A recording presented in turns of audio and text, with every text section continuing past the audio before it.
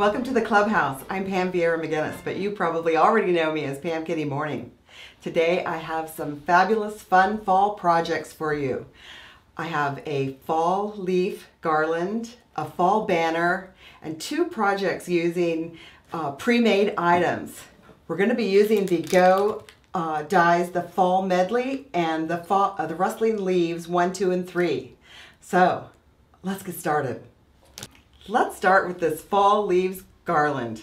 Doesn't it look pretty hanging up here on the mantle? Now it's really easy to make, and what you need to do is pull some fall colored fabrics from your stash. Now remember, fall's just not all gold and orange. Now, I want my leaves to be double-sided, so from each fabric I cut two 5.5-inch squares. Then I cut some fusible web, also at 5.5 inches, and I will fuse this down with the iron, peel the paper off, and then put the wrong sides together and fuse them into a single sheet so that you have a finished leaf on both sides. And you can see here with the leaves I have cut.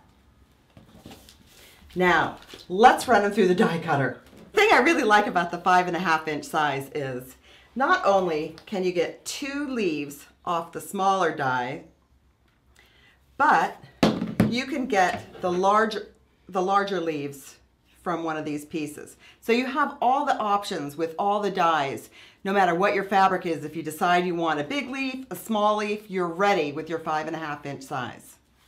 All right, let's get cutting. Ooh, let's cut that big one. Oh, this oak leaf. I like the oak leaf. The thing I like about this die cutter is it just goes through so easy.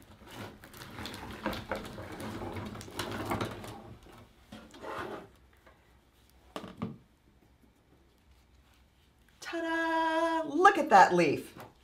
Isn't it gorgeous and beautiful two-sided leaf? Now you could use different fabrics on either side, but I just went with the safe bet and had the same fabric on both sides. Now, if you don't have a die cutter, you probably have trees outside.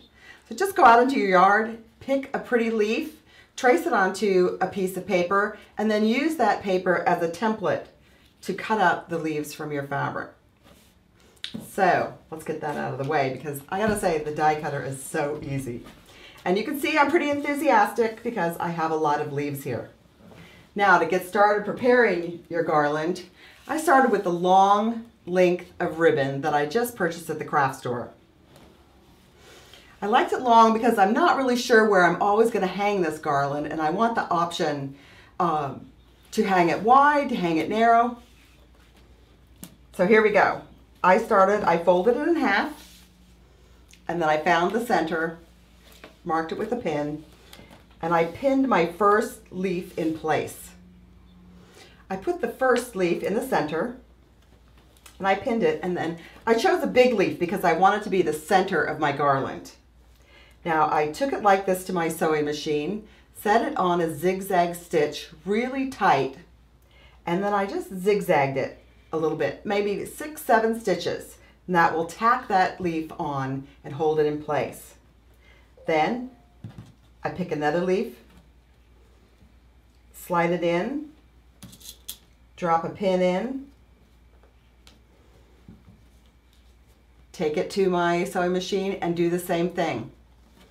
I worked from side to side, and you don't have to do it that way. This just worked for me. And you don't have to make it symmetrical either. I just like it like that. Drop them in, just keep going, stitching, going, build your garland as you go. And when you come to the end, you're done. But no, wait, are you really done? I think the garland looks beautiful as it is.